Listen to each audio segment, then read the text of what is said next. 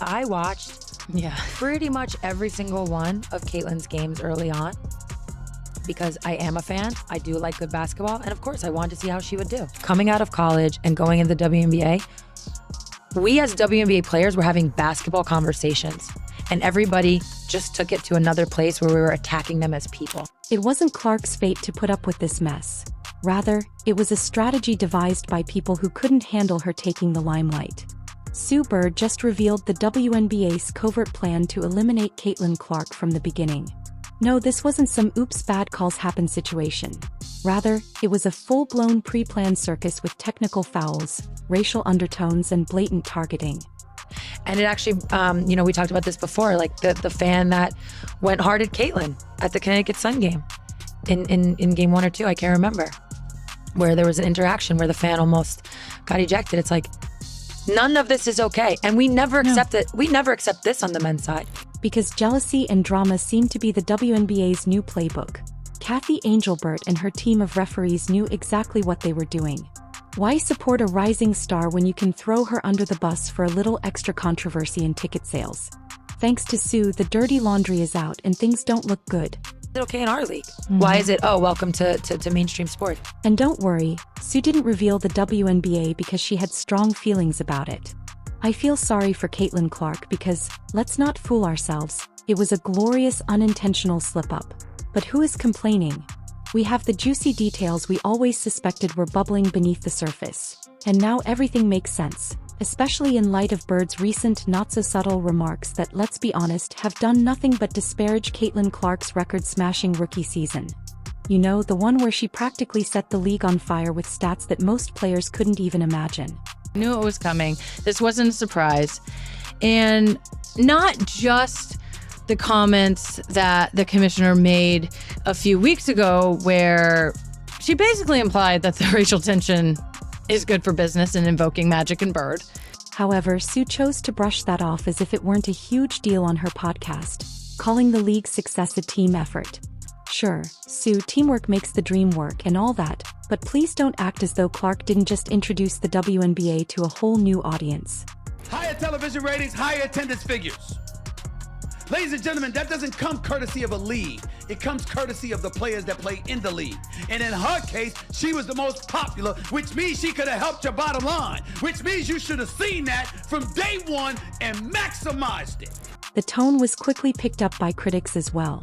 Was that just Bird being philosophical, or was she subtly criticizing Clark? That sounded like an attempt to dampen the spirits of someone who has been stealing the show and shattering records with ease. It's not good for business. It's never good for business. And sort of sidestep the question about racism and misogyny and hate that the players are receiving online, basically saying don't go on social media or, it's sort of not real. And then there's the nagging suspicion that this might not be merely harmless remark. Is it jealous discomfort? After all, Clark's rise hasn't been subtle. Rather, it's been meteoric. She's accomplished in a year what some players never come close to in a decade. And let's face it, for someone who's been around as long as Bird, watching a rookie steal all the attention, it could be something a little more personal or just tough love from a veteran. It may sting a little, but this is where the heat really builds. The larger question goes beyond Bird's remarks and concerns whether the WNBA's leadership was covertly trying to prevent Clark from becoming overly prominent. This may be a conspiracy theory, but let's also consider facts like the fact that Caitlin Clark, a once-in-a-generation rookie, received the news of her Rookie of the Year award over the phone during practice. Obviously, not every, they're humans, looking at technology. Basketball is a little more complex than tennis, for instance, around technology of officiating. So we're looking at a variety of different dimensions. Before a playoff game in Connecticut, there is no fanfare or celebration. Just congratulating her over the phone as if her dry laundry was ready. Doesn't that say, we don't want to make a big deal out of you? I'm not sure what else does. And then there's the officiating. I got a technical for basically being mad at myself because I missed a three and then I went and hit the backboard, and he told me it was disrespectful to the game of basketball. It seems like they had one set of rules for Clark and another for everyone else. And the double standard is so obvious that it might as well be surrounded by neon lights. Coming out of college and going into the WNBA, we as WNBA players were having basketball conversations. and everybody just took it to another place where we were attacking them as people. The signs keep coming in, and they paint a picture that is not only concerning but also infuriating. Was the WNBA attempting to control Clark out of concern that her quick rise would overshadow their carefully crafted narrative of collective growth? So, that is a decision that is as perplexing as it is counterproductive. Clark is not a threat to the league. Rather, she is its greatest asset, attracting new fans, increasing ticket sales, boosting TV ratings, and providing everything the league sorely needs. But rather than celebrating her, it appears that they are hesitant, almost afraid to let her shine too brightly. And that's, again, where that petty and jealousy lives.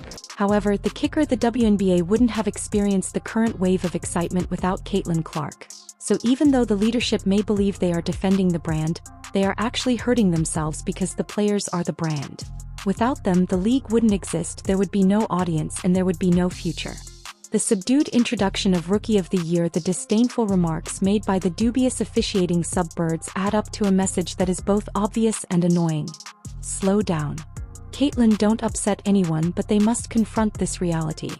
Whether they like it or not, Caitlin Clark is leading the league to new heights and doesn't just rock the boat. She is the boat. If they can't accept that, they will be the ones to sink.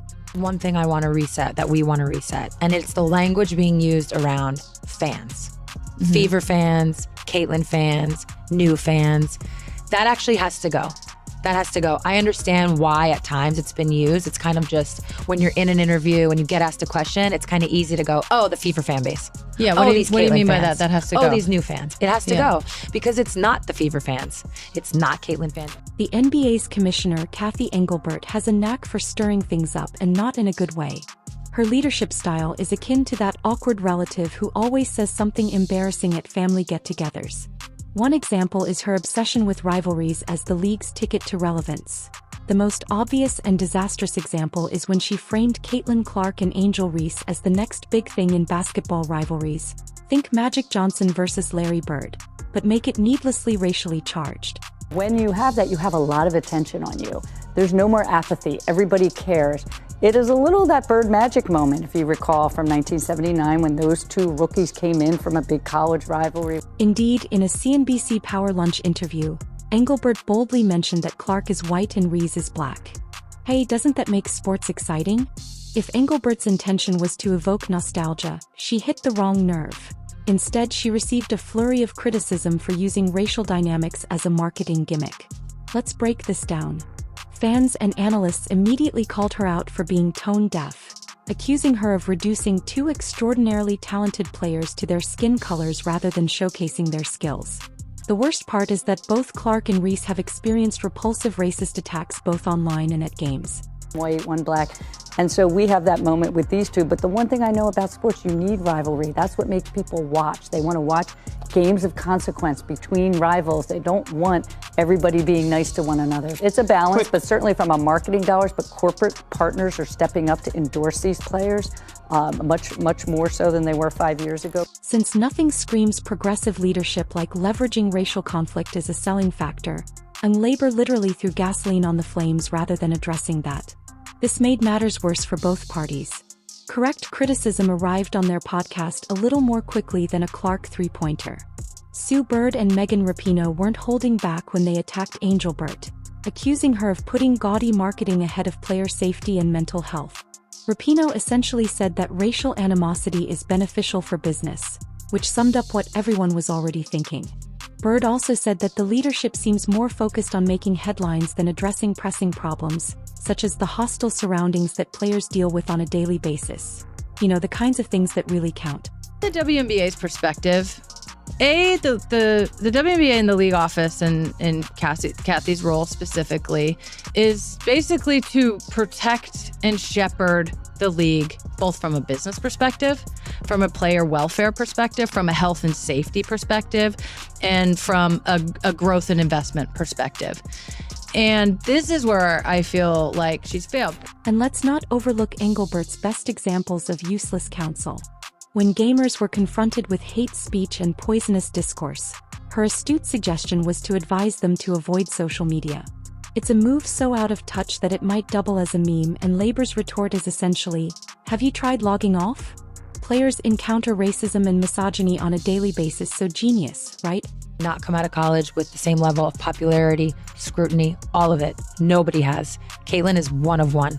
There's zero doubt about that. However, the problems extend beyond her racially biased marketing blunders.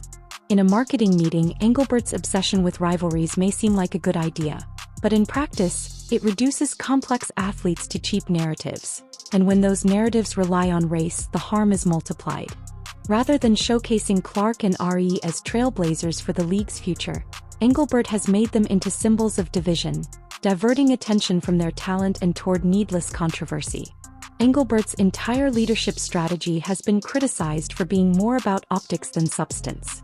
Caitlyn continuing to impress and she's going to break records nonstop for the next couple years. Yeah. It's just going to be a constant record break. The fact that this strategy is escalating fan wars doesn't help. With her remarks regarding toxic Caitlyn fans, Bird fanned the flames by claiming that the newcomers were at odds with the league's established community rather than acknowledging the WNBA's increasing appeal. Instead of bringing fans together, Bird's comments came out as condescending and alienated them. Critics have noted how this narrative of fan toxicity only serves to widen gaps and turn what ought to be a celebratory occasion into yet another source of conflict. They decided that they were going to let her know she was Rookie of the Year with a phone call in Connecticut during a practice before a playoff game. You can't make this up. The irony here is that, despite the WNBA's long-standing positioning as a progressive league that values diversity, inclusion, and player voices, Engelbert's strategies are undermining that reputation more quickly than the league can repair them by appealing to racial tropes. She is endangering years of advancement and fostering an atmosphere that is not only detrimental but also counterproductive. Both players and supporters are wondering if the league's leadership truly reflects its stated ideals. The bottom line: Engelbert's obsession with rivalries and trivial drama is not only bad PR. It betrays the values of the WNBA, and if she doesn't change her refocus on the important things, like safeguarding players, promoting unity, and recognizing talent, this so-called leadership may lead the league down a direction from which it may never fully recover.